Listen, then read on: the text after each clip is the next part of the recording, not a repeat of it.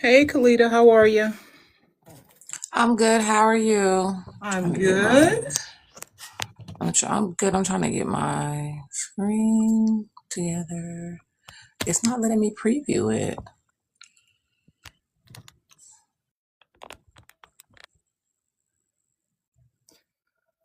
Whew. I'm a little I may have to. sweaty tonight, Let's see. unfortunately. Enhance effects. Don't show my palm. Oh, it's not coming up on my side. Do Okay. believe Erin is here. Hey, Erin, how are you? I'm good. How are you? Let me turn my video on.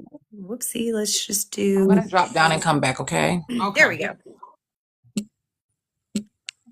I've never done a Um, multi-person TikTok live before. Really? You've only Yeah. gone live on your own? Yeah, I have. And honestly, just like one time. So, see, I'm a good millennial who used to watch all of her TikToks on Instagram. Um but now I'm on it. So, Okay, we're gonna wait for Kalita to come back. TikTok sure. has been acting up today. I know there was a cloud flare issue as well, so I don't know if it's somehow related to that too. You know what? I'm gonna chalk it up to that. Yeah, let's just say that's right.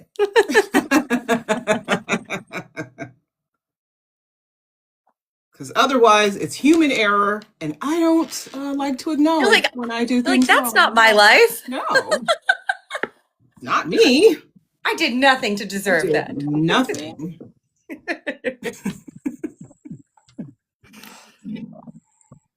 there we go. All All right. righty, we see you. We hear you. We see you. Okay. Yeah, you seem Amazing. like you've done it. It was giving me a rough go for it. It's giving me a rough little go. I feel that. I feel that. Hey, everyone, welcome in. We got some people with us already. We got Thick Yoli. Let's see who else we got. We have the host, obviously. Hmm. You have me, Ayana, and Kalita, and Erin. Yeah. Me. If you're new into the live, if you would for us, please share the live with your followers, repost it. You can also post it to your stories, which I'm going to do. I was like, okay, I'm going to do that too. I I feel so like, so generally, like, I'm a pretty good adopter of any kind of new technology, right? Like, I had an iPhone when it first came out. Like, I've been on a Mac since I was like born. Been on Twitter since 2008, that kind of thing. But when it comes to TikTok, I just have not spent enough time on here. So I'm like, oh, okay, boomer. All right. Uh, And if you haven't been on live, then all of these little icons and little things that it does, it's not going to make any sense at all. nope. I'm learning. I'm learning as we go. It's You trial have by fire. you have some young people in your life, right? Can they show you how to diddle with the fiddlies here? Yeah, I guess. I mean, here's the thing is that I could learn how to do it on my own. I'm just so busy all the time. So I'm just like, you know what? I'm just going to learn it as I do. You know, it's kind of like I'll figure out how to change a tire once That's I need to right. change a I heard tire. you're running for Congress. I know, right? I am. That's true. The rumors are true. All right, everybody, when you come in, please share the live. Also, if you could like, just tap the screen and like the live so that we can get on the FYP. We have 0 likes. That is unfathomable. Unfathomable. Hit that Let's do like. all the things. I'm sending Yes. this to all my friends online. Yes, tell them to come see you get the hard questions asked of you. Yeah, Watch listen, you I did a sweat. Reddit AMA already, so I've already been like raked through the coals. So Oh, really? yeah, I did that to myself. Wow. Okay, so this is going to be lightweight for you then. Oh yeah, easy peasy. Yeah. Although we have been known to make some people sweat. Oh, come on, bring it on. Yeah, okay, somebody said it's showing 2,000 likes. Okay, yes, we got the likes up. Let's get the shares up. Let's get the Erin, are you able to accept gifts on your I don't know if I am or not. I think so. I have a political verified account. So I know the fact that I can't monetize my account. Okay, let's see. No, you can't. No, Oh it's because I'm a politician. However, if you want to go to erinpetry.com and click donate, I can receive those kind of gifts right there. no. Yes, I was just going to say that. Go to her website or you're affiliated with Act Blue, right? Yeah, no. So my website, so if you click donate, it takes you to my Act Blue site. Yeah. So it's just Okay. actblue.com/donate/Petry. Yeah. So Okay. yeah, I accept everything through Act Blue. Okay, awesome. So if you want to contribute to Erin's congressional run, you can do so through her website. What did you say? It's Erin, your website name? Petry.com. It's in my bio as well. Yeah. So it's just my name right here, erinpetry.com. .com. Okay, I'm going to go ahead and follow you as well. And so, okay. But you can gift the account, Our Vote Counts. We're bringing you candidates from all over the country, grassroots candidates who are running for various offices throughout the country. So please like the live and gift if you are able, if you are willing. Otherwise, you are welcome to stay. Just don't break anything. Well, that's always the goal, right? But we're going to go ahead and get started. Since Erin had the grace to be on time, we are also going to be on time. Erin, welcome. Thank you for having me. I am Ayana, and with me tonight is Kalita. Hi, y'all. Hi.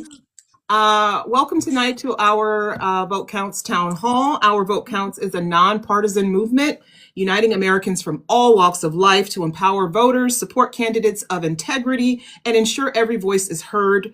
Through education, outreach, accountability, and action, we're building a stronger democracy, one informed vote at a time. Thank you for joining us. Remember, your vote is your power.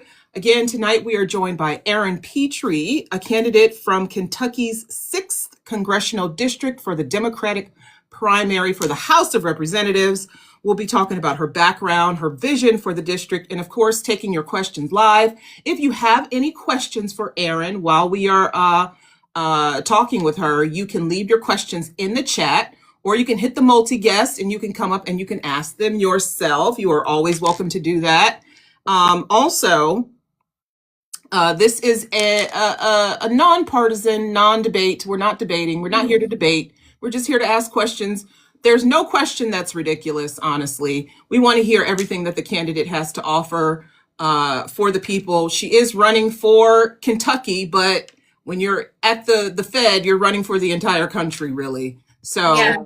And the other thing about my particular district, so mine is one of 35 that the Democratic Congressional Campaign Committee has targeted to flip from red to blue, even though I'm wearing red, but I'm a Democrat this year. So it's one of those things where I like to tell people in Kentucky that, for example, if you're a Democrat in a really red entrenched district, that you can participate as far as, volunteering or donating, sharing on social media, my campaign. And regardless of where you are, if there is a race that is up for grabs, that doesn't necessarily impact your district, but it does impact your whole state, as well as the kind of the balance of power broadly federally, make sure that you platform those folks and support things, even if they're not your district, because it really helps everyone. Absolutely. Thank you for reminding us.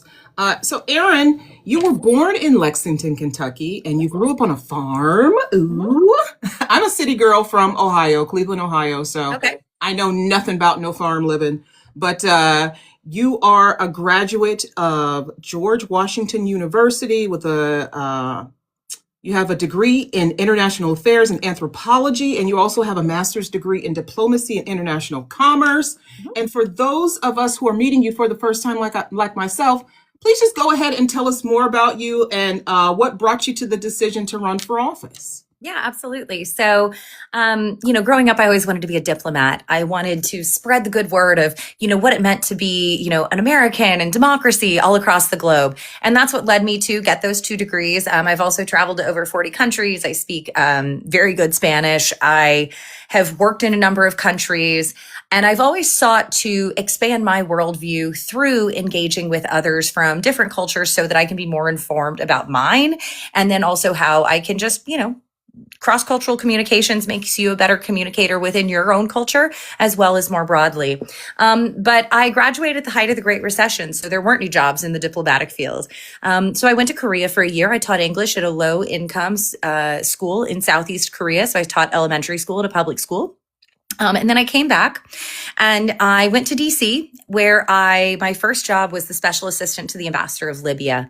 And my job there was to reestablish official relationships between the United States and post-revolutionary Libya.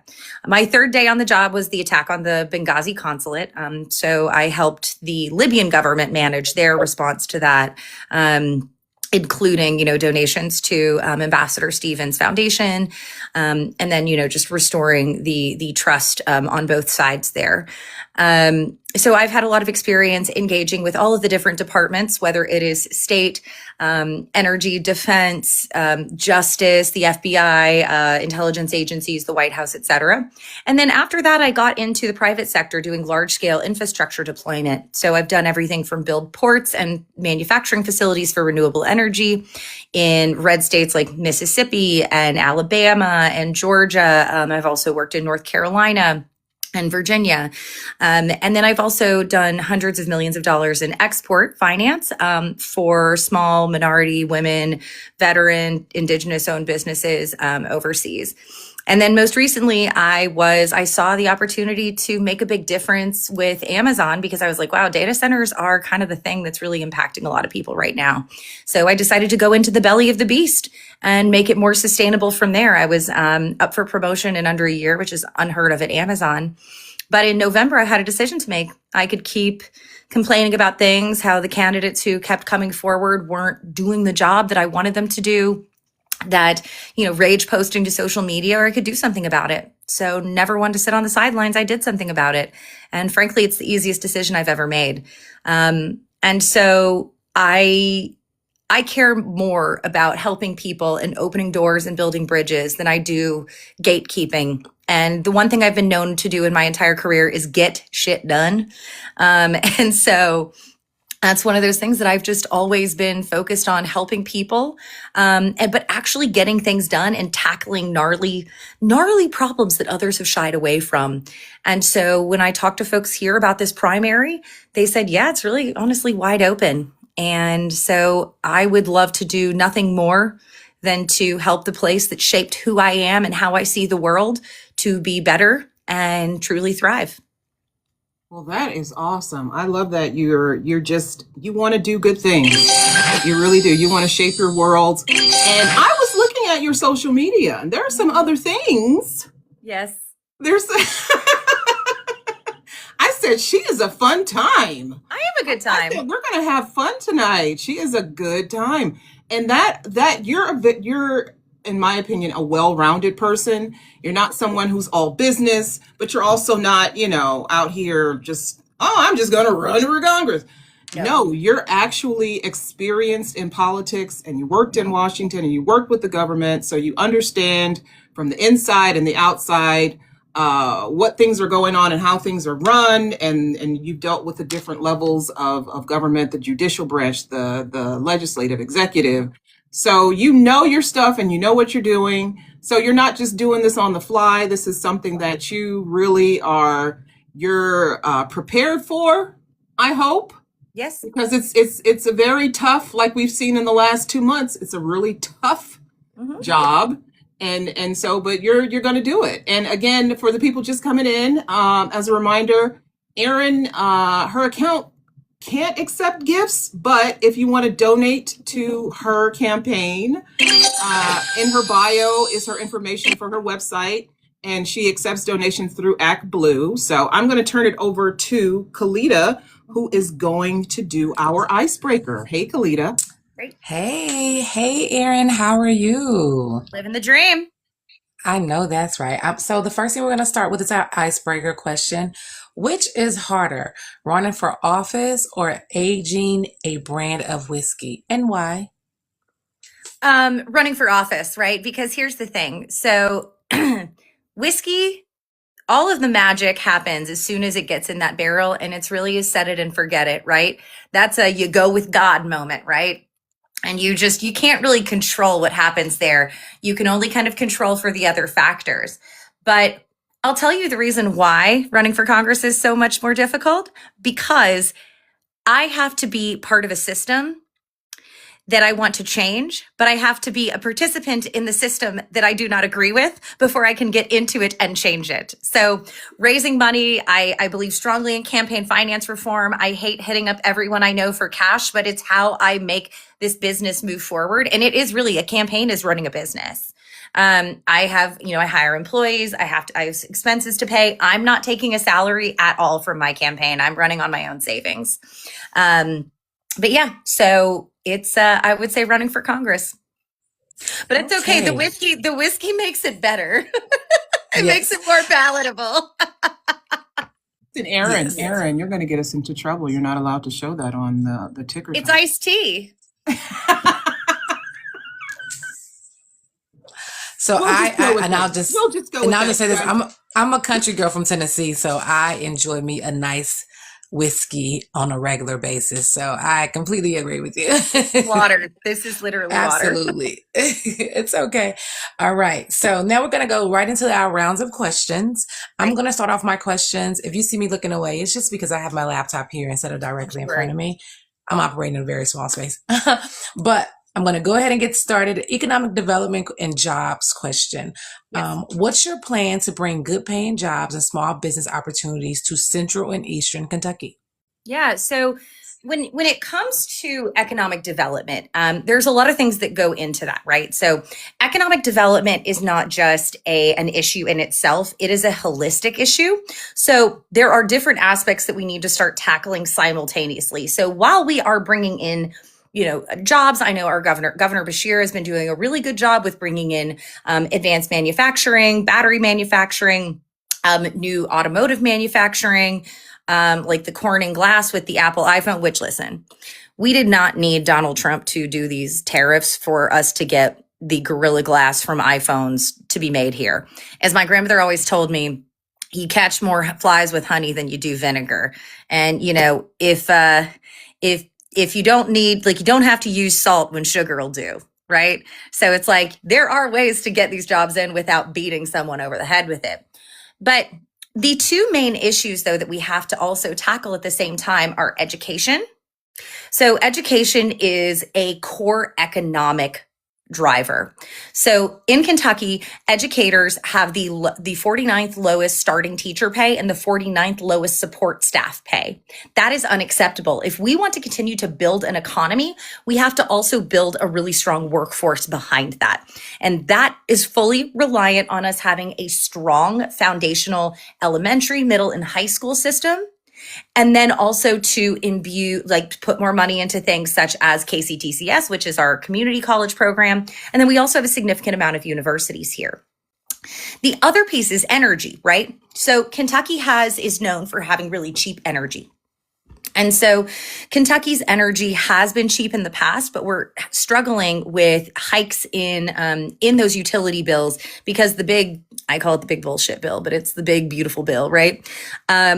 We are slated in Kentucky to have energy rate hikes up to 48%. That is not going to be sustainable for new businesses. However, one of the reasons why that rate is so high is because Kentucky has no incentives on a state level for alternative energy, and we need to move forward. So number one is we continue to pull in manufacturing jobs, areas in which we already have significant advantages in. So we continue to pull those kind of deals, and we also pull things up and down the supply chain from industries that we already have, such as auto manufacturing, right?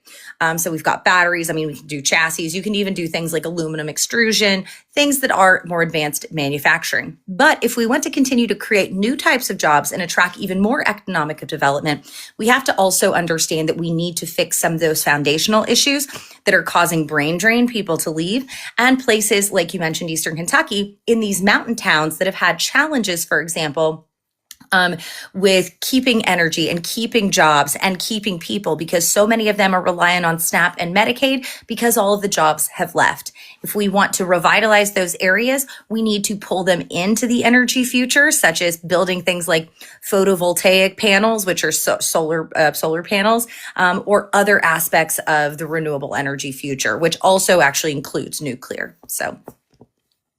Okay. All right. I'm so glad you threw in what you said about tying the education in with the economic, of course. I think that people don't You realize can't that. bifurcate. You can't divorce those things. It's all part of the same concept. Yeah. So then my next question is, how would you support veterans? I myself, I am a veteran. I actually was stationed in Kentucky before. How would you support veterans and working families struggling with raising cost of housing, groceries, and childcare? So, are we just talking about veterans or people in general? Veterans and working families that are struggling. Okay, working families too. So the fact that so many veterans, and let's not even talk about veterans. Let's talk about active duty people in the military. They are also struggling. They are on SNAP. They thankfully do have healthcare through the different branches, through the Department of Defense. But here's the thing, right? Is that the fact that folks who are giving up everything for this country to only be paid so little, and the fact that many times their spouses cannot work because you move so frequently. So if someone has a specialty job, they essentially have to give up everything to take that job. So number one, so if we want to talk about veterans first off, right? We have to pay our veterans more. We spend so much money on things like the F-35 program, which is a boondoggle, right? We don't need to spend trillions of dollars on a new fancy airplane just so people can get new McMansions in McLean. We also have to pull back on the military industrial complex, because if we are not paying our troops a living wage, then what are we even doing? And then if we are not setting them up for success in the future, the fact that we have a homeless veterans population is disgusting, and we have a problem with that. It's disgusting in this country. We have parades for them. Donald Trump rolls down tanks and ruins Pennsylvania Avenue for them, but he can't give them housing or mental health care. Have you been to some of these VA hospitals? I'm sure you have, because they are not pretty and they are understaffed. We're not paying those doctors enough.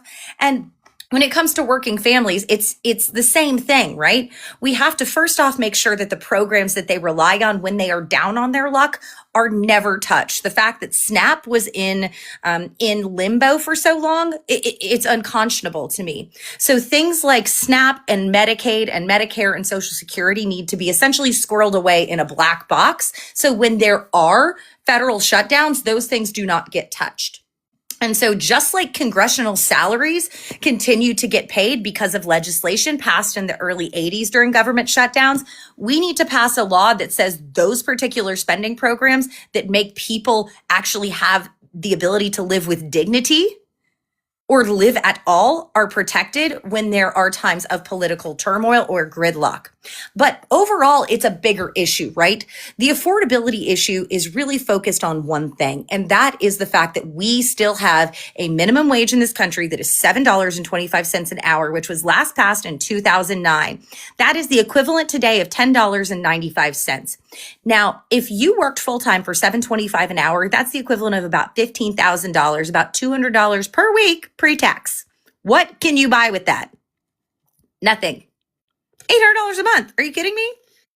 So we need to first off not just increase the federal minimum wage, because 13 states, including Kentucky, still have the federal minimum wage as our minimum wage. $7.25 is the minimum wage in Kentucky. We need to move towards a higher minimum wage. Florida just passed $15 an hour, okay? If they can do it, we can do it, all right? It's Florida. But we not only need to move to that, we need to move to a living wage. This country has done this, essentially. It's pushed billionaires and the people at the top up, up, up, and it's pushed people down at the bottom, below, below, below. And we have this vacuum in the middle. It used to be the middle class, but now it's people who are making just a bit, like doing pretty well, and people who are on the verge of dropping into poverty.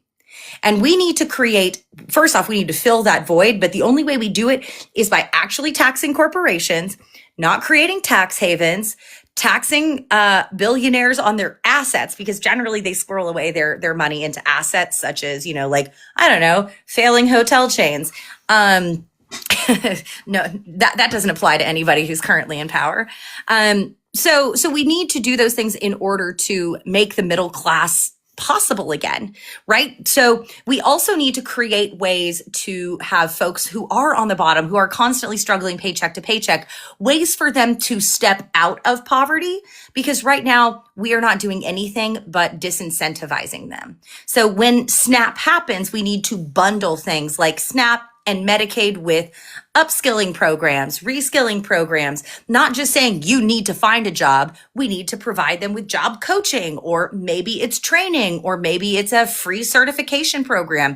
We need phlebotomists. We need nurses, but those programs cost money. We can put some of the money that we are spending on stupid things, like constantly just like, oh gosh, some of the things that we spend money on. I know that you're not supposed to touch the defense budget, but it's too much. And the Defense Department has never passed an audit. Yet people are making billions and billions off the fact that we need to be defense. But guess what? Our people having food is also economic security, and it's a huge security issue too. Absolutely. Absolutely. Sorry, I completely agree with you. It's okay. Okay, so this is the last question for this. This is the last question for this category. With book bans and curriculum disputes increasing, how would you support teachers' freedom to teach and protect students' rights to learn? Well, first off, I kind of want to step back a little bit from that and say what's missing from our curriculum. I don't remember being taught about credit scores. I don't remember being taught about how to do my taxes, like how to find an apartment. I remember being taught how to write a check in 6th grade, but I also had to mail off a request for a free sample for something. But beyond that, there was not really a lot of like financial literacy and adulting. So one, we need to create curriculum that is required for every high schooler starting in 9th grade, I think, because the earlier people start learning about financial literacy, the better. We need to do that to start empowering people. And listen, banks can help us sponsor that. Banks can help us sponsor that. They could easily like open up a bank account, a savings account or something, and that does make money for them. They could get a tax break for that. And I'm okay with that as long as they are helping the system out. So one is the fact that we have some very real things missing from our system. But number two, we are in a free society, or at least we like to think we are. The concept of banning books is ridiculous. The concept that they're saying that critical race theory is like, oh no, we can't talk about that. I'm like, that is the history. We need to learn from it so we're not doomed to repeat it. Censorship has no place in a free society, especially one in which the First Amendment of our founding document protects that exact right. So I support teachers to actually teach, because if we don't have a strong foundation, we're doomed to repeat history, and we are doomed to not actually have an informed electorate, which is honestly how we've gotten to where we are right now. Absolutely. I completely agree. I think that there are things that we truly need to be learning. Kids need to be learning as they progress, especially starting at 9th grade, when a lot of these decisions, they should be preparing to make these decisions, especially financial decisions. Mm-hmm. Absolutely. Yeah. So I don't see us do we have anyone in the queue? There is a question in the comments that asked you, is ICE in Kentucky currently? So I have heard that it is. So Kentucky is a decently agricultural state, right? So I see you in here, Anthony. We have a significant beef cattle production in Madison County, but we also have things like soybean and corn. But the biggest industry that is being threatened by ICE is the horse industry. And the horse industry is one in which there are millions of acres of sprawling farms. Gorgeous. Millions of dollars in thoroughbreds and stud farms and racehorses. And do you know who trains those horses? Do you know who exercises those horses? Who maintains the grounds, who feeds them, who grooms them? They are all almost exclusively undocumented people.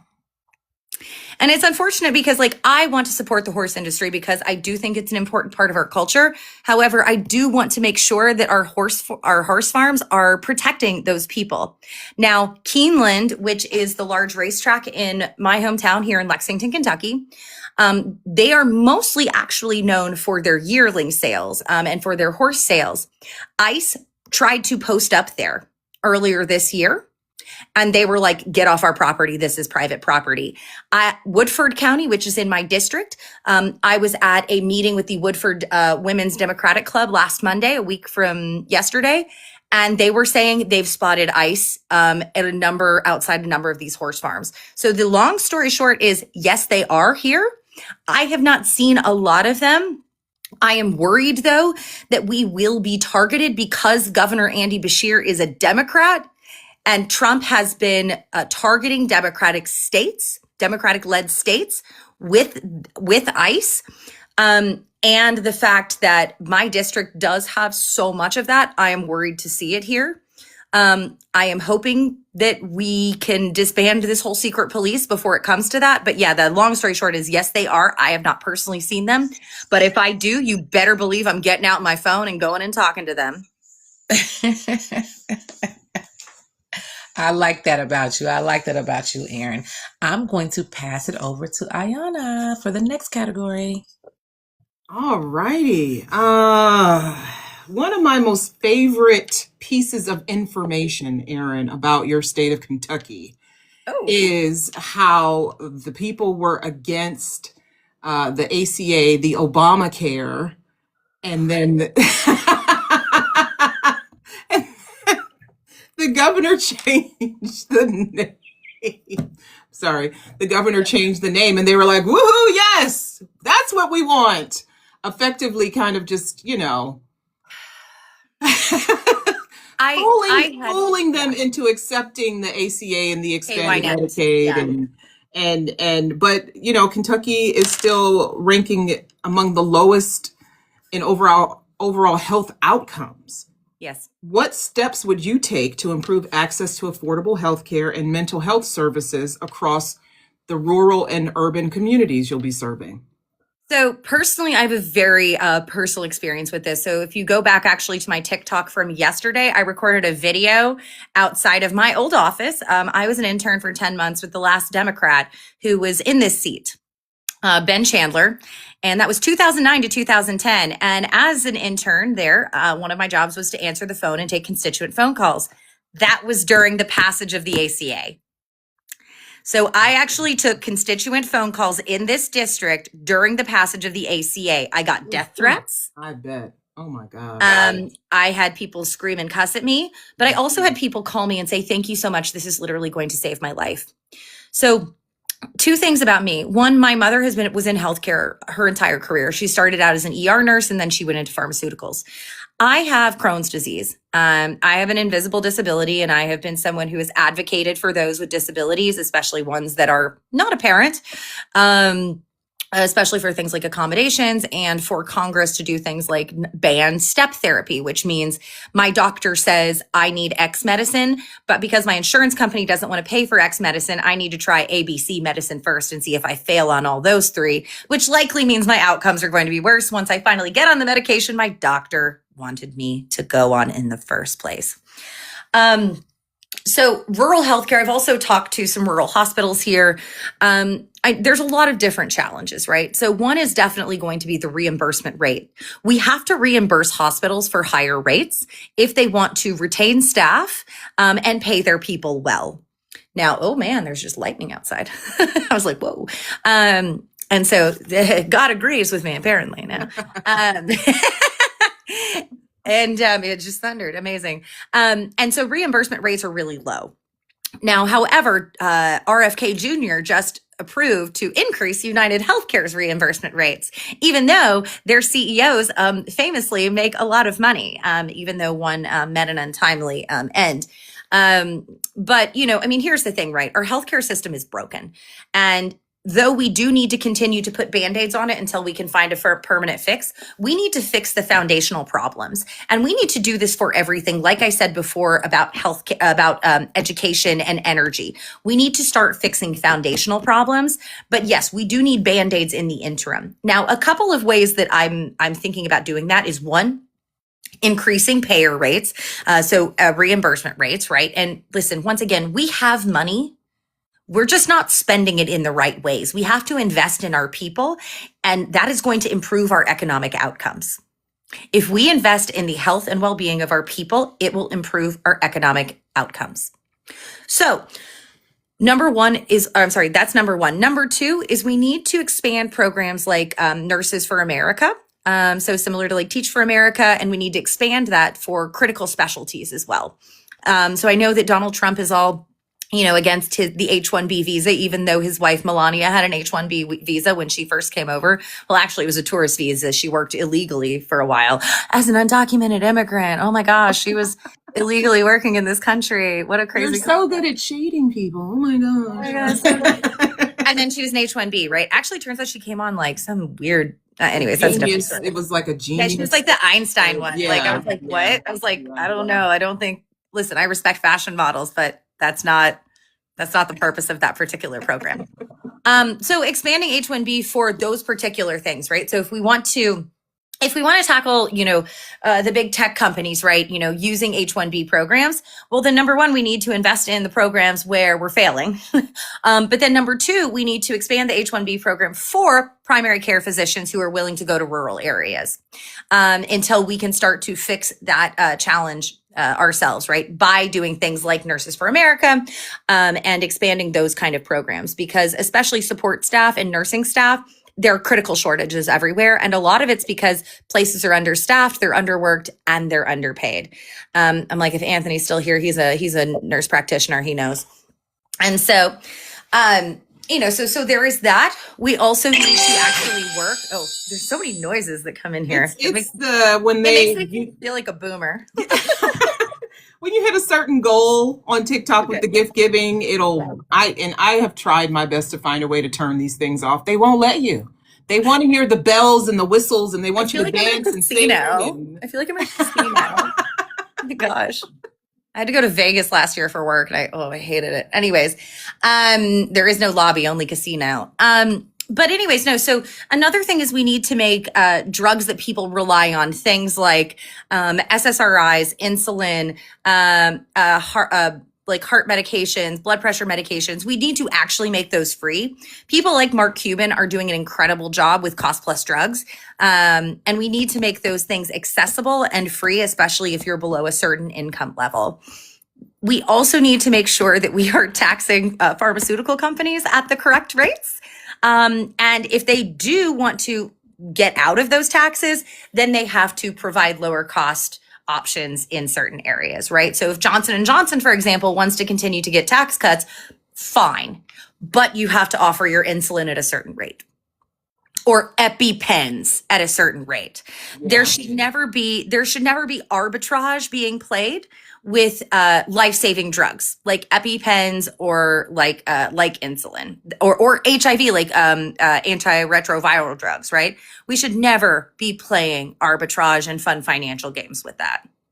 So it's all about lowering critical drug costs immediately, and we can swap those and negotiate those for tax breaks. Fine with that.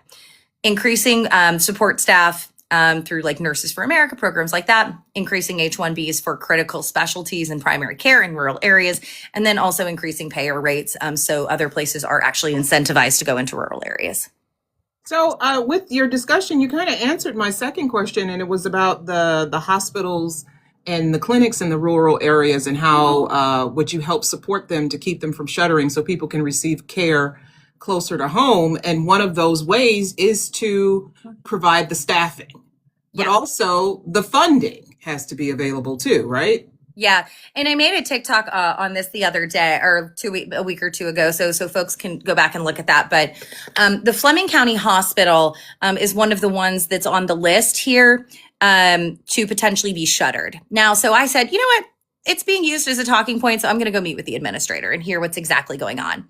There's a couple challenges there, right? Number one, it's a for-profit hospital. So they are not eligible for grants for rural healthcare, and they are heavily taxed. So if we do want people to go in, listen, I don't think that healthcare should be a for-profit thing anyways. It's a human right, but we are where we are, and that's going to take a lot of change moving forward. So if we want to attract places to actually come here and provide care, we need to be able to provide those kind of grants and nonprofit benefits to for-profit institutions if they are providing a need. Now, there is something to be said for a certain type of consolidation of care. Maybe it has to do more with auxiliary clinics. So I used to work on building large-scale hospitals overseas. So I've looked at kind of how to maximize patient load, and how to, say like, well, like this is a hospital doing this exact same specialty is really close by. So we really shouldn't have it because it's going to overlap and it's not going to make enough money. So I think that what we really need to do is do a full load assessment on what kind of gaps there really are in the healthcare system and what services those hospitals are actually providing. So, for example, this hospital does not have inpatient services. So that's another reason that they're going to be slated for closure because they're not getting inpatient money for it, right? They can't do surgery. The things that they can do is like labs and like check-ins, and they've got like a podiatrist there. So of course they're going to close because they don't have the ability to provide a lot of services.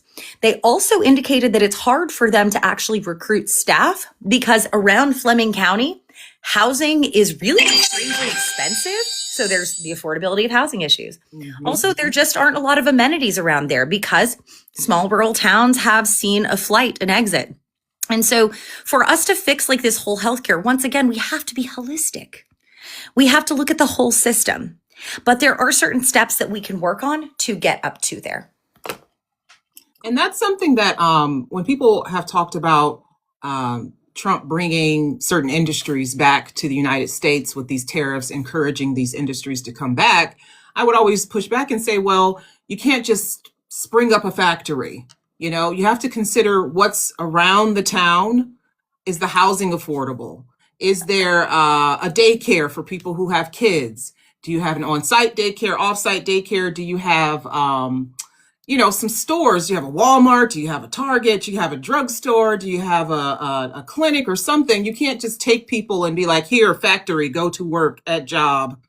There has to be a culture built around it so that people can live when they leave their job, Yeah. And well, I'm sorry, please continue. No, you're fine. Go ahead.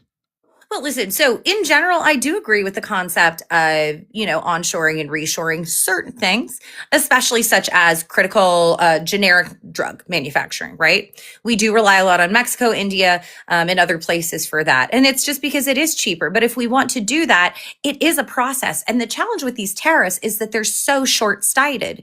It's incredibly myopic. You can't just say you get a tariff on you. A tariff is a tax. Let's just be straight up. Tariffs are taxes, tariffs are taxes, tariffs are taxes. They're taxes on people, not corporations or countries. That's it. So the thing is here is that I do think that we should be, doing this longer term planning. But the problem with the Trump administration is that they don't know what long term means. He's in it for the likes and the memes and the truths or the whatevers. That's what he's in it for. So I am all for long-term strategic building out of critical industries. I think that's perfect. But again, there is so much that goes into that and you have to plan those out. I have built factories before. I've built manufacturing facilities, but those things were under planning for years. And then they took years to train up a workforce, years to deal with economic incentives, years to deal with permitting. You can't just flip a switch and be like, oh, look, we make all our cars here now.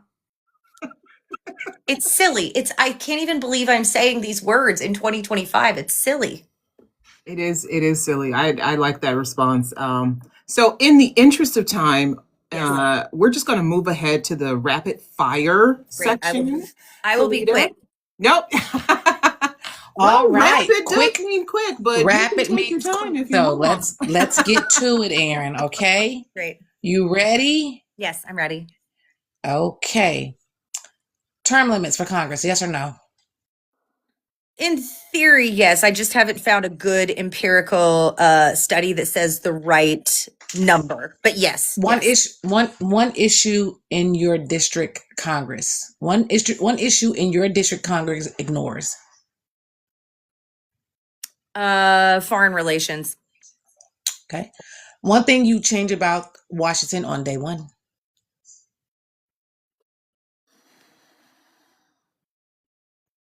Things that are possible or things that is this a wish list or is this things that are possible?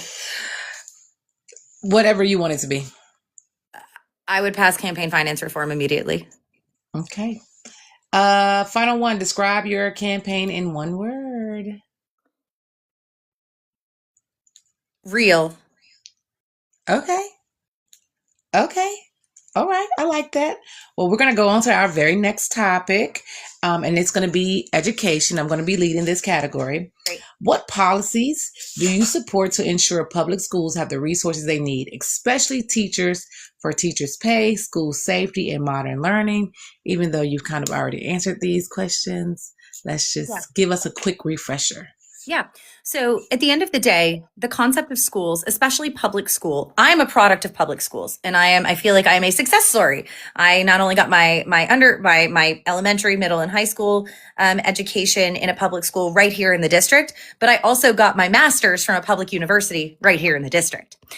And the thing is that these are economic engines. If we do not take care of our students and empower them with as much learning and success as possible, we will not be able to improve our economy, which will not be able to then increase more tax revenues, which will then not allow us to fix all of these other issues. And then we talk about the deficit, right? Well, we can't pay down the deficit if we don't have a strong workforce that is paid what they are worth. And that very much includes teachers.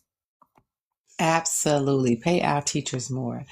Okay. How would you make college trade or technical trainings more affordable for young people in Kentucky? Yeah, so KCTCS, so the Kentucky Community and Technical College System, is actually pretty solid. But I think that one of the things that we can do, and this goes back into the economic development question, right? So instead of, for example, an organization like Toyota putting millions of dollars into sponsoring stakes races at Keeneland, right? You know, sponsoring like fancy things like that, we can say, hey, we will give you other incentives if you invest money into our technical and trade. So let's say if Amazon comes here, right? I know people hate data centers. I can talk about data centers for all day long, but let's just say there was an Amazon or even a Google or a Microsoft data center that came, right? And we can say, hey, don't love what you're doing. You need to make sure that you are investing in our energy grid, but also we want you to invest in our either our technical schools, our universities, or our community college program to do specialties that are related to this particular industry, right? So whether it is AI specialists, data people, or people who are actually technicians on data centers. And so we can encourage companies that come here to invest in those things instead of the things that are more optical.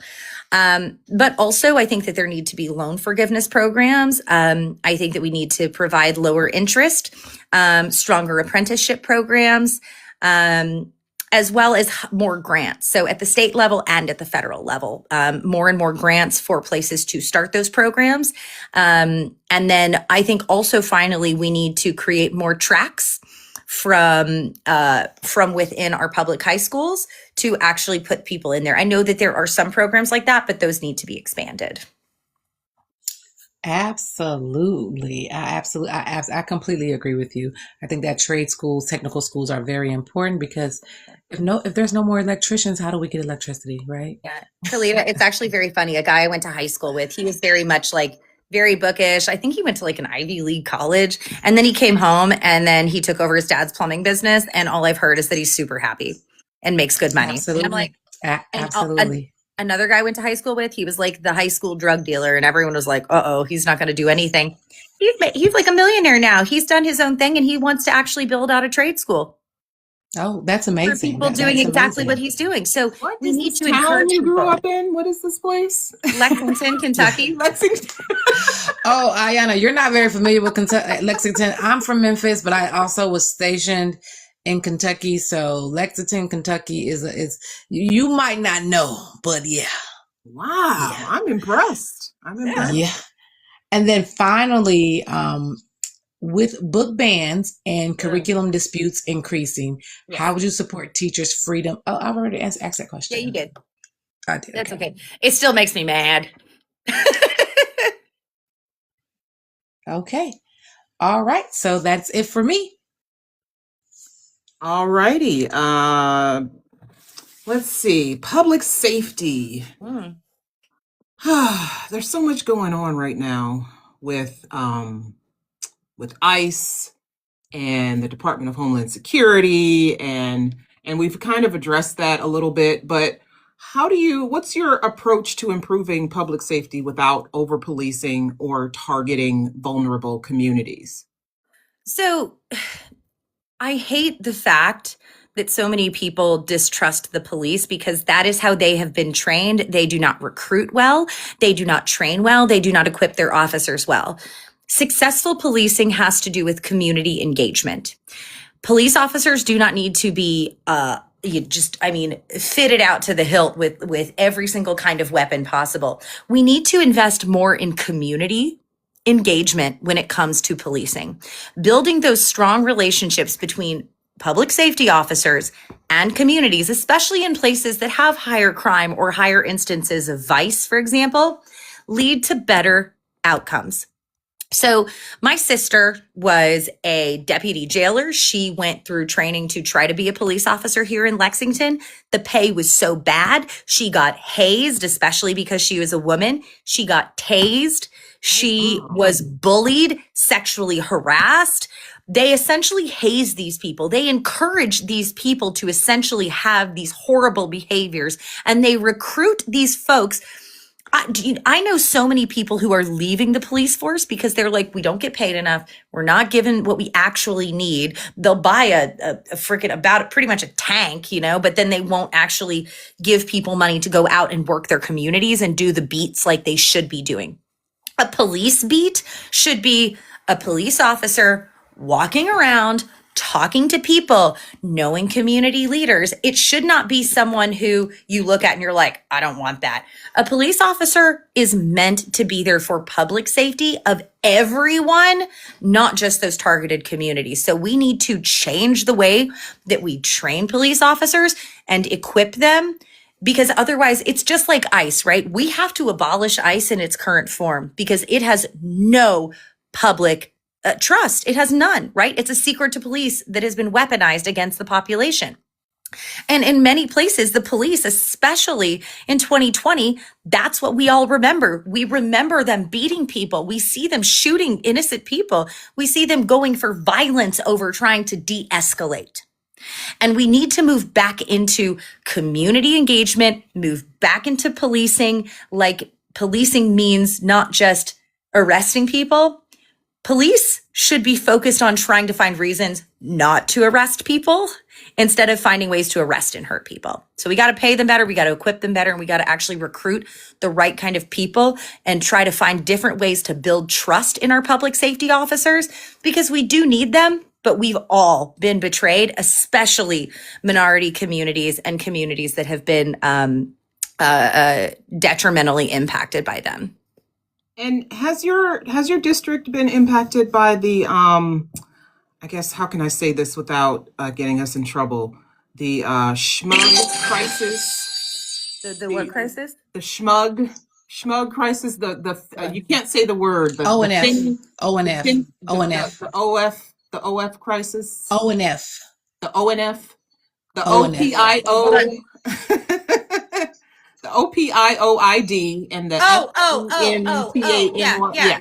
Okay. I'm so sorry. I was like, I don't know what we're talking about. ONF. So let me just put it this way, right? Eastern Kentucky was decimated. There are small towns there where at the height, there were 20 pharmacies on a street in a town of like 1,000 people. My friend Joel, who's running for Senate, his dad passed because of that. And he does talk about that publicly. So yes, it's significantly an issue. Of course, it's getting better, but it's still a big problem. But yeah, it definitely has been. And I do have part of kind of the foothills of Eastern Kentucky in my district, but that's something that impacts everyone. I've been to recovery clinics. I've been to homeless shelters. I speak to people in recovery, and we need to really focus on helping our most vulnerable folks out for sure. So if we're moving the manufacturing of certain substances from overseas, like in India and China, to the United States, that also poses a security issue for us, right? Because now we have these places here where these substances are being manufactured.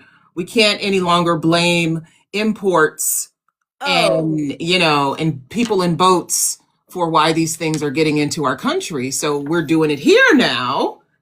Yeah. Well, when I talk about onshoring, no, when I'm talking about people in boats, they always talking about what the boats got going on. Yeah, they always so you're just like, we're just trying to do our job, okay? Yeah. So if something goes awry, like how do we deal with I get O&F now. I'm sorry. I just got O&F. Let me just tell you, when I talk about onshoring critical pharmaceutical manufacturing, so not every single pharmaceutical manufacturing facility makes the same things. What I am talking about is we need to onshore critical drugs such as antibiotics, PrEP, antiretrovirals, hypertension drugs, cardiac drugs, things like lithium, or beta blockers, right? We're talking SSRIs. That's what I'm talking about. I'm not talking about things that a particular family made billions off of the death of millions of. That's not what I'm talking about. Okay. I got you. Thank you for clearing that up. And I forgot, I wanted to ask this question. Somebody wanted to know how many of the clinics that are being shuttered are in your district. I think it's like 5 or 6 hospitals. So let's just be clear. So I will be totally honest. I don't always agree with the Democratic talking points because, of course, it's the parties that are trying to say all these things that are like, you got to freak out about it. Yes. Having hospitals close is a big deal. But let's talk about the Fleming County Hospital one again. So there are actually 2 hospitals that are pretty close together and they're in the same, what is it? It's called, it's owned by Duke. LifePoint, it's owned by LifePoint, right? So one sends people there and then they send a lot of people. They usually stabilize people, then send them to UK and Lexington. It's not as apparent as it is. They also have issues because they're on the Ohio border and they have a lot of Medicaid patients. And if you go out of state for Medicaid, so let's just say you are in Ohio, like right next to the border of Kentucky, and that is closer to you than driving to Cincinnati, you're going to go there, right? You don't care that that's across the border and that hospital gets a lower reimbursement rate from Medicaid. You don't care, right? The hospital does. They're still going to treat you, but they're going to get paid less because you're from Ohio, not from Kentucky. So if we want these hospitals to stay open, we need to create essentially reciprocity zones within critical areas so that, let's say if Ohio residents go to Kentucky, Kentucky residents go to Ohio, or whatever state it is, right? If it's within a certain radius, those hospitals get the correct reimbursement rate as if they were going in state. And that has to be done federally because that is an interstate commerce issue. Correct. All righty. Thank you for that. We're going to move ahead to environment and infrastructure. Over to you, Kalita. All right. Okay. What steps would you take to protect Kentucky's clean water and farmland from pollution and overdevelopment? That's a huge question. So I was talking to someone earlier today about like data centers and like how people can be smart about not just saying like, well, I don't want this here. I'm like, well, they're going to come eventually, like, because those companies have a lot more money than we do and they can buy influence.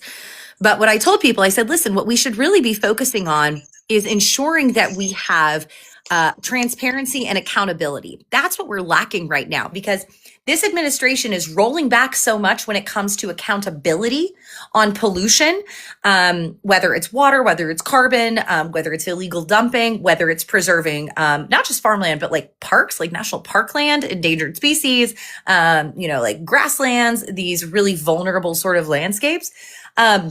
And so number one, we need more transparency so that companies, I'm very pro having the SEC, the Securities and Exchange Commission. Every company currently that is, especially that is publicly traded, has to provide financial disclosures. They also should be required, and this was up against the SEC, but Trump killed it. They should also be required to do environmental disclosures, because the more transparency we have, the better. We actually know what people are doing. People can't hide it. Also, I'm a big proponent of alternative energy. Natural gas is going to be incredibly important to take us from the more polluting fossil fuels. Natural gas has half the carbon intensity that coal does. Coal is still going to be necessary, though, to fuel the renewable energy transition, because metallurgical coal is required to put into steel plants to create everything that is required for solar panels, small modular nuclear reactors, big nuclear reactors, wind turbines, geothermal, hydro. All of that is required for that. But we need to restore first federal incentives for renewable and clean energy, and then also ensure that we restore power back to the EPA. I can't remember the exact name of the passage of that Supreme Court case, but it was against the EPA that was essentially saying that the EPA and other agencies that are essentially experts do not have the power now to make rules. All that has to really go through Congress. And it's like, well, why? That doesn't make sense. Like, the EPA is there. The EPA was created by Richard frickin' Nixon. Come on. Like, people think the EPA is some woke thing. I'm like, Nixon made it, first off, because it made sense.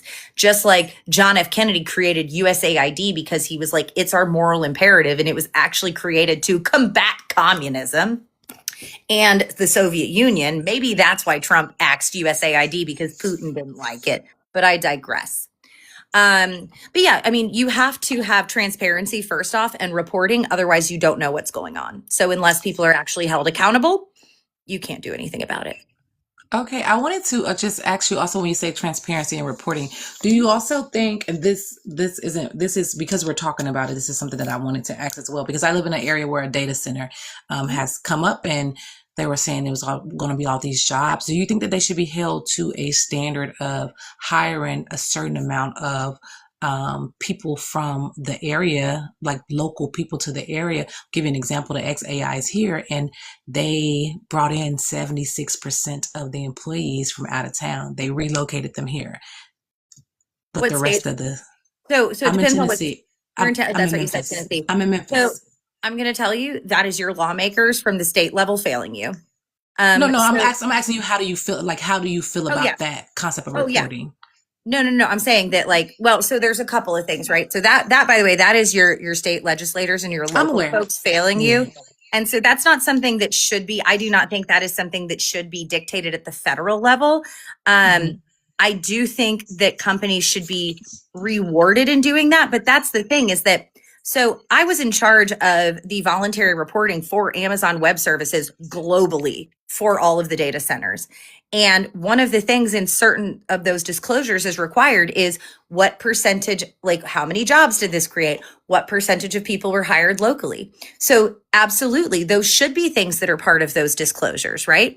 And those are also things that that's a lot of that's going to be done on the state and the federal level, because they get grants and tax breaks for creating so many jobs. And so clearly what Tennessee did there, they probably took a lot of money from something else and were like, yeah, sure, just create like 30 jobs and it's fine. So yeah, that is something that would be part of that SEC. That should be part of SEC reporting. Yeah. Okay. All right. So you did kind of already answer this, but you can kind of elaborate if you want to. How would you strengthen infrastructure for the rural parts of the district, including the broadband internet, the roads, and flood prevention? Yeah. So first off, I'm thrilled that the Mountain Parkway, Governor Andy Beshear has, he's working to finish that. That goes all the way deep into Eastern Kentucky. So that is something that is coming online. The BEAD network, BEAD, the broadband, what is it? Broadband Ethernet access net? I can't remember exactly what it's called, but it's that broadband expansion that, Kentucky actually just, I want to say it was back in September or October, just awarded that to Starlink, but whatever. I mean, none of them are good, but But no, I mean, so we already are doing a lot of those things, but anymore, access to the internet and access to mobile networks is a basic need anymore. Like it is a basic need. I mean, it literally goes like water, food, shelter, like probably education, and then it's like internet. Like because you can't have a job without internet, you can't bank without internet.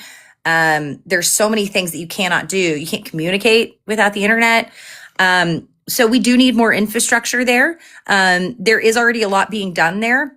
But as far as flood prevention goes, we also have to look at that from the climate perspective, right? Climate change is real. And rural populations, and especially Black and brown and poor communities, are the ones that are impacted the most by the aspects or by the impacts of climate change. So it's really goes back to that, like things are kind of intertwined, right? So the first is really pulling for less carbon intensive industry and more alternative carbon free energy sources. Enhancing that transparency, and that's also going to help with flood prevention. However, we have to also make sure that we are empowering organizations like FEMA to actually get out there and respond and not be hamstrung and also not be politicized. I know that Trump likes to say that Biden politicized it, but that's BS. But then Trump actually did politicize it.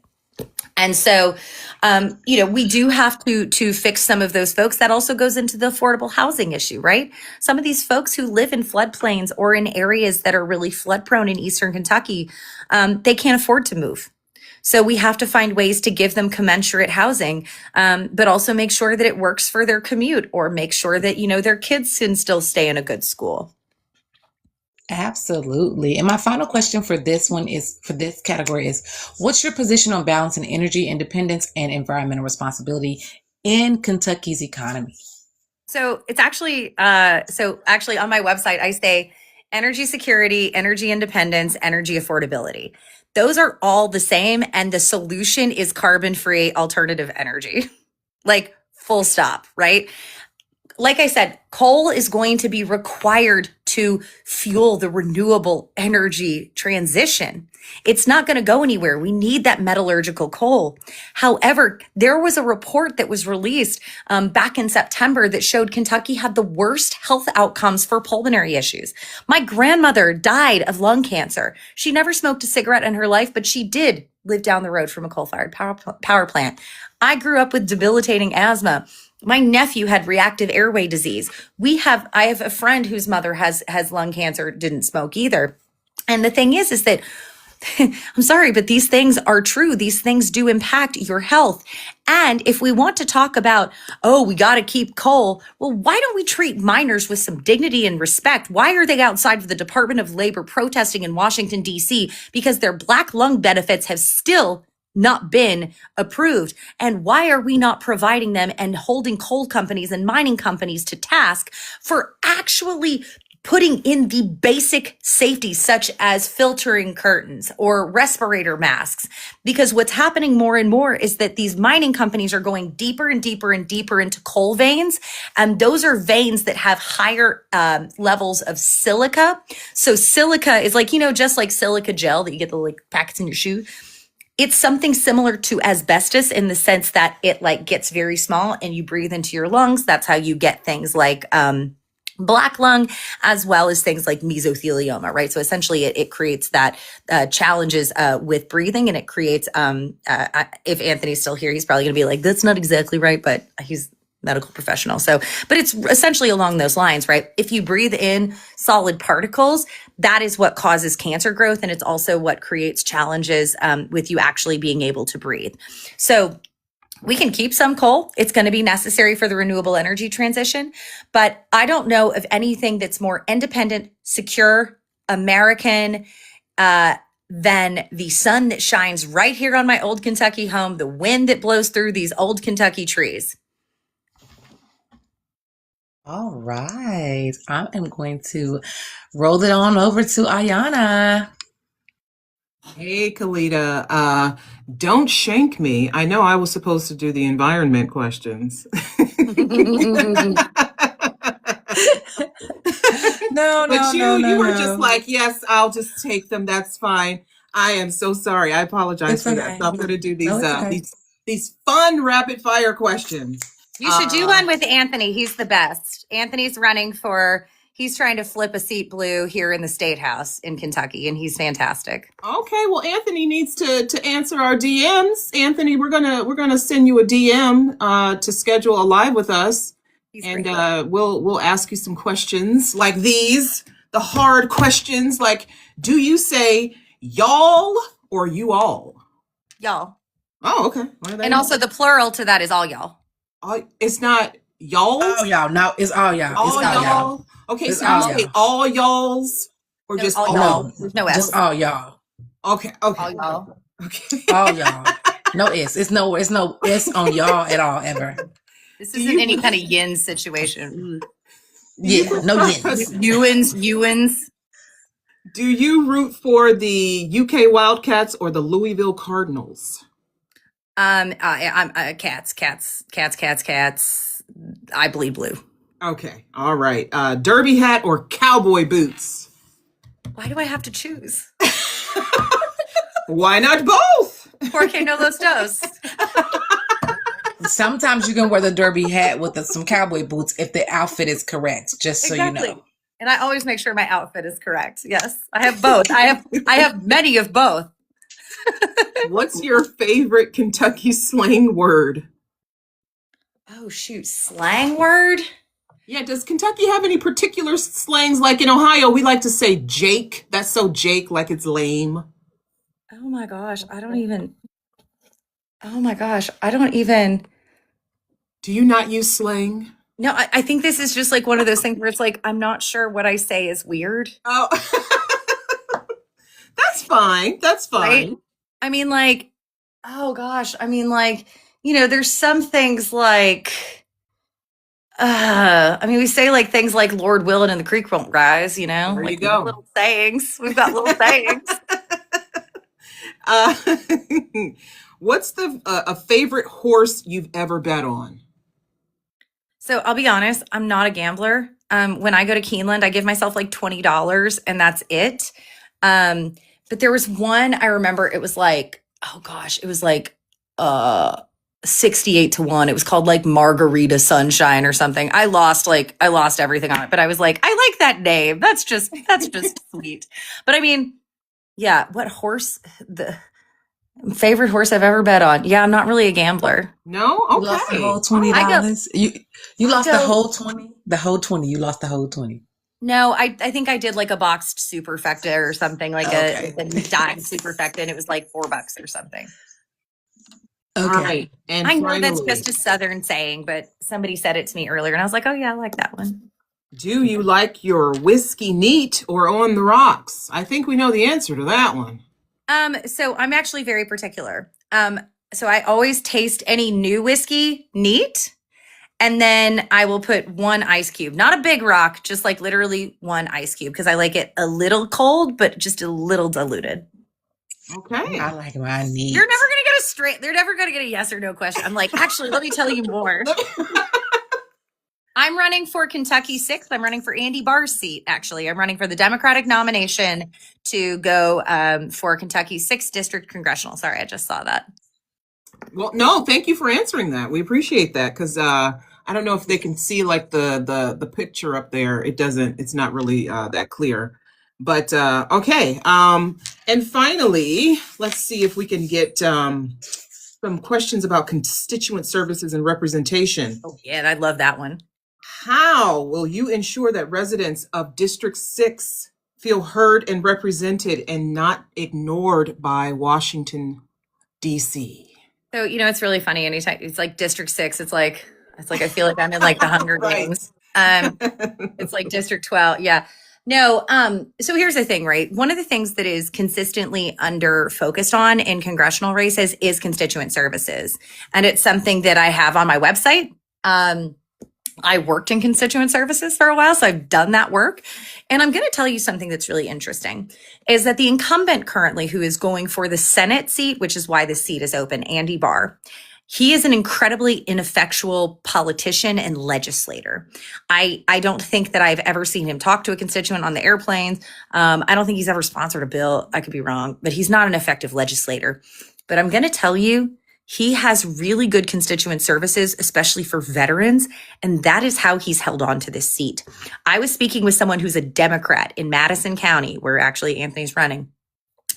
And he was like, yeah, I hate Andy Barr, but I have mixed feelings about him because he's done a lot of good things for my family and helping us get our stuff. And at the end of the day, I am committed to ensuring that I answer every email, every message, every phone call, and giving exceptional customer service, because that's what I've always done in the private sector. My customer, my client comes first. And in this situation, my constituents are my customers, and I am providing that service to them. So I'm committed to staffing up an incredibly effective and efficient customer service program. And honestly, maybe this is cringe, but it's definitely going to be informed by my time at Amazon. Cause I'm like, we're going to have an SLA, which is a service level agreement that says if this kind of thing comes in, you have to provide it within X amount of days or hours. And we look at those and we triage. If there's any business folks in here who've done the trend Pareto attack situation, where essentially you say, where is our problem? And so I'm going to take a data-driven approach to making sure that anything does not fall through the cracks. I'll tell you, I work from home primarily, but I do have to go into the office once a month. And Representative Amelia Sykes, her office is in my office building. Oh, yeah. And every time I walk past there, the light is on, but there's no one in there. And I'm always wondering, maybe if I come back at different times, there'll be someone. There's never anyone in there. That was so shady. Was it? Lady, what are you doing? No one's here. Why are you even keeping the lights on? I mean, the light is, they give you the office and they give you a staff. There should be someone in there, answering calls or returning emails or something. You should be doing something. I sat behind bulletproof glass when I did that job. Yeah, I promise you, I go at different times of the day. I'll even show up late to work and there's no one there. I'm like, I know it's not a holiday because I work for the Fed, so there should be somebody there. But would you commit to holding regular town halls like this one, or an open meeting? An actual hall where the people come and they throw tomatoes at you? Well, I'm very anti-food waste.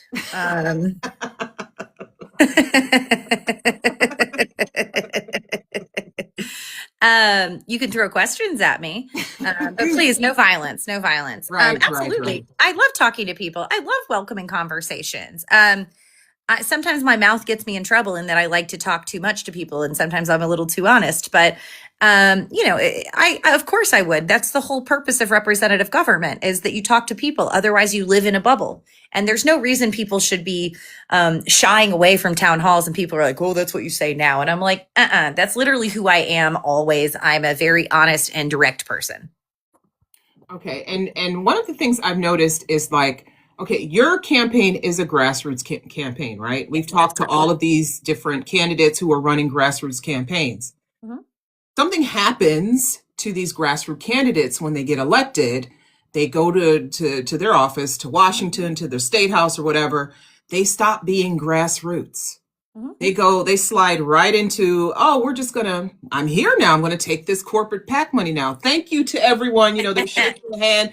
Thank you, everyone, for getting me here. Now I'm just going to take that APAC money, and I'm going to take that JP Morgan Chase. I'm going to take this guy and this guy. And they forget all about the small dollar donors who got them to that office. And it's disappointing. It's disappointing. Do you see yourself maintaining that? I know it can be difficult, right? But do you see yourself maintaining that grassroots effort that will get you to office? Because I'm pretty confident. I'm confident. You're smart, you're bright, you're quick, you know your stuff. We get some candidates who don't know their hind end from their whatever. Their ass from their elbow, yeah. Yes. But you got it. So how do you see yourself maintaining that grassroots beginnings when you get to office? Yeah, I mean, here's the thing. is that that's 100% a fair question, but I am doing this because I'm pissed off at this system, because I've sat on the sidelines. Listen, I've phone banged for Hillary Clinton. I've gotten out the vote for Biden and Clinton in Allentown, Pennsylvania, in Gettysburg, in COVID, during this rain. I got my ex-fiance, who's a Republican, to come knock on doors with me because he was mad about this. I mean, I'm doing this because we need a change, and I care about this country so much. And if I mean, one of the first things, like I said, that I would love to do, I would love to create campaign finance reform, because I want to get that question and that possibility out of the equation, so that we don't have people that we believe in at first be all of a sudden say, ooh, look at this shiny check. Here's the other thing too. Some people say to me, they're like, well, what do you think about congressional salaries? And I was like, honestly, I've made more than $174,000 a year. This is a pay cut for me. Like, I quit my $200,000 a year job. I left $100,000 of stock on the table from Amazon to quit my job, to make no money, to run for Congress, because that's how mad I am. I was up for a promotion at Amazon in under a year. And I am not I'm putting my money where my mouth is right now. And so I'm not doing this for any kind of like congressional salary, because someone said to me the other day, they're like, oh, you could get your Corvette dream car if you with that congressional salary. And I was like, no, I don't know how to tell you this, but maintaining two residences, and one in like one of the most expensive cities in the country, is actually not that much money. I know it sounds like a lot, but it's really not. And that's not why I'm doing this. I want to do this because I want to have an impact on this system. If I wanted to just do this for money, I would have stuck at Amazon. I would have gotten promoted multiple times in a short period of time. So if I wanted money, I'd just go back to the private sector. That's easy. So for me, I believe in this change, and I am pissed off enough to put my whole reputation and everything I have on this, because this has to change. Otherwise, we are going to just be continuing to repeat the mistakes and putting our people in bad situations. And this great American experiment, it's going to fail. All right. I like that. So, if you are elected, what is the single most important change you hope to achieve for your district within your first term in Congress? For my district in my first term. Yeah, wow, I'm like, there's so many things. I really do think that it's creating a new foundation for education. The fact that we have a fake pro wrestling CEO in charge of the Department of Education, and they're going to start dismantling it, is disgusting. The fact that we pay teachers so little, the fact that we don't emphasize education. I'm going to give you a fun anecdote. So my friend is married to a Chinese woman, and her mother came in and visited a few months ago. And my friend said to me, Erin, it's crazy because they put on these Chinese soap operas. And you know, like how here, like soap operas, and like, look at Glee even. It's like the football players. Ooh, we're going to win state. Like, oh, we're going to win the championship. We put so much money into pro sports, and I'm not against sports, but we put so much money and focus onto that. In these Chinese dramas and in these Chinese shows, all these kids were like, I can't go to a party. I have to study. I have to get into this prestigious university. I have to get my PhD. In China, look at what China is doing. That is the pragmatic place to be. They are investing in clean energy. They are investing in semiconductors. They are investing in AI, and they are investing in education, because they don't care what the optics are. They're like, what is going to move us forward? As a party, listen, there are a lot of problems with the Chinese Communist Party, and that's a whole different thing. And they have human rights violations, and again, different issue. But looking at it from a purely economic standpoint, they're not doing things because it feels good and it's part of their identity. They're like, we must move forward. We must move forward. So if they're doing it, we need to be doing that. Education is the foundational lifeblood of any economy. And until we get that fixed, we are doomed to continue to repeat this cycle of poverty, and doomed to continue to repeat this cycle of disinformation, misinformation, illiteracy. And we used to be a country that made and invented great things. Like the locomotive, like, I mean, gosh, like the assembly line, like the automobile. I mean, gosh, like I mean, there's so many things that we used to make and create here, but we don't really do that anymore. We need to make sure that that is what folks are striving for. Folks need to strive for education, not fear it. They need to strive to get higher and higher degrees, not just because they think they should, but because they know that they are going to be rewarded with good quality jobs. And whether those are higher degrees in the trades or whether that's higher degrees in academics, we need to empower people with education and make sure that system is fixed and ironclad before we tackle anything else. All right. Hey, Kalita, do you have any final questions for Erin? No final question. I just want to remind Erin that her vice president said that China were living in huts. So even though we know the truth, he said that they were living in huts. Listen, China has more cities that have populations bigger than New York City than any other Absolutely. country. Bullet trains. I've been to China. Bullet trains. Bullet trains. Almost everywhere. Almost everywhere. Bullet trains. Amazing. To almost everywhere. Yeah. I know. And it's incredible. And listen, I mean, I was in China in the year 2000, right? Listen, are there things that people here would be like, ugh? But you know what? People from China come here and they go, ugh. I mean, it's all cultural insensitive. It's all, we're being culturally insensitive to them. They're the same to us. But, we lift as we climb. A rising tide lifts all boats. And we've got to remember that, pointing fingers and making fun of them is not going to make us better. I agree. I love that. Absolutely. And so we did have a final question in the chat. Someone wants to know, do you consider yourself more of a progressive candidate? Yeah, I'm the only progressive running in my race. Oh, okay. So I guess that would be what sets you apart from the others. I'm the youngest. I'm the only progressive. I'm the only person who's actually created a job. I've actually done economic development. I've created jobs for, in dozens of states for, hundreds, if not thousands of people. And I also actually have experience in Washington. But no, I'm a progressive. And the funny thing is, I'm gonna leave you with this anecdote.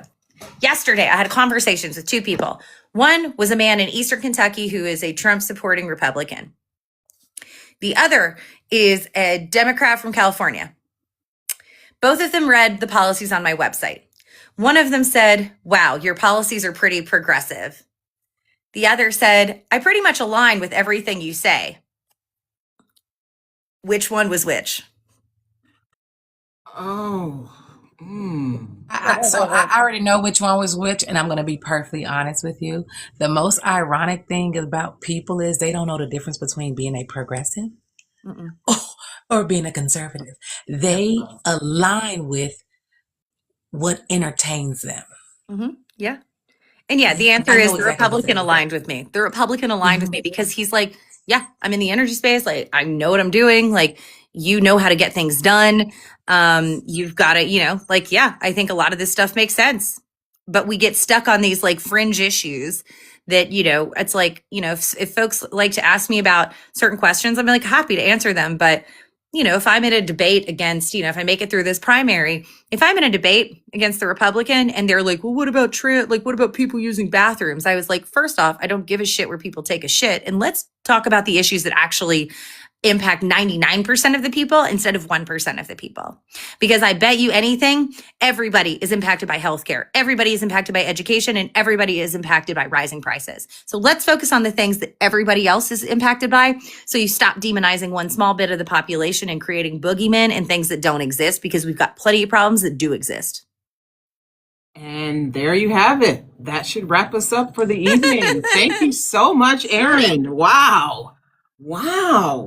I love amazing. you, Erin. I love Thank you. And I'm hoping Kentucky does too. Yeah. Oh, absolutely. So when you're going out and when you're talking to people, do you find that they're recognizing you, recognizing your name, or they've heard of you? And I know sometimes when you go out into rural areas, they haven't really heard of the Democrats or the progressive candidate. They're really into the Republican candidate. So are you having any outreach issues, or are you good? Yeah, so right now my main retail is focused on friendlies, right? So I'm being invited to Democratic parties, organizations that are more liberal. Actually, before I came on this tonight, I was invited to like an art gallery showing that was like showing a bunch of like local high school kids, students work, which was really lovely to see. And so there were a lot of, liberals there, and, people kind of know who to introduce me to. And so people were like, oh my gosh, finally a good candidate. Somebody in Powell County, Kentucky, which was my furthest eastern into Eastern Kentucky district. One of the business owners there was like, give me a bunch of your flyers. We know a good candidate when we see one. And I think people are excited that they have someone who is smart, experienced, dedicated, and isn't afraid to actually speak their mind and speak up for people. But I actually had a guy once at my financial advisor's office look at me and go, you seem like you've got good conservative values. And I was like, I don't know, maybe my like blonde hair and my really white skin is conservative coded. So like they won't run me out immediately. You have a very sweet face, Erin. Thank you. Yeah, thank you. I'm like, hi.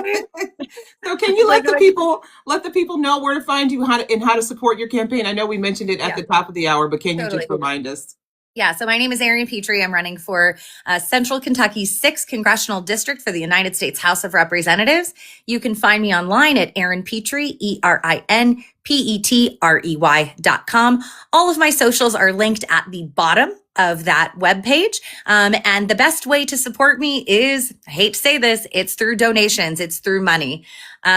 If you are in the 6th district and you would like to volunteer, there's also a volunteer support form there. But tell your friends, share it with your networks. Even $5 really helps out, because I am trying to do a grassroots campaign. And I know some of my candidates in their past runs have taken money from places like oil and big pharma. So. All righty, Erin, thank you. And thank you so much for sharing your ideas with us, letting us know what your platform is, and answering our questions. Also, thank you to one of our unsung heroes. It is our researchers here at OVC who put together these questions for us. And we really appreciate you guys. We also want to thank the audience, and we want to invite you, Erin, and the audience to join us again. We're doing this all week. Join us again tomorrow. We'll be with Nicholas Sleister, who is the candidate for Virginia's 2nd Congressional District, and that'll be Wednesday, November 18th at 7 p.m. Eastern. And then we're also having Joy Hoover at 9 o'clock Eastern, so it'll be a doubleheader. Joy is from Las Vegas. She's running for Nevada's District 1, and Nicholas is for Virginia's 2nd Congressional District. So again, at 7 p.m. Eastern, and then following at 9 p.m. Eastern tomorrow. We welcome you to join us, Erin, and the audience. Please join us again tomorrow. Once again, thank you to everyone who was here with us this evening, especially you, Erin, and Kalita. Thank you. Remember, Our Vote Counts is a nonpartisan movement uniting Americans from all walks of life to empower voters, support candidates of integrity like Erin, and ensure every voice is heard. Through education, outreach, accountability, and action, we're building a stronger democracy, one informed vote at a time. Thank you for joining us. Remember, your vote is your power. Have a good night. Bye. Thank you.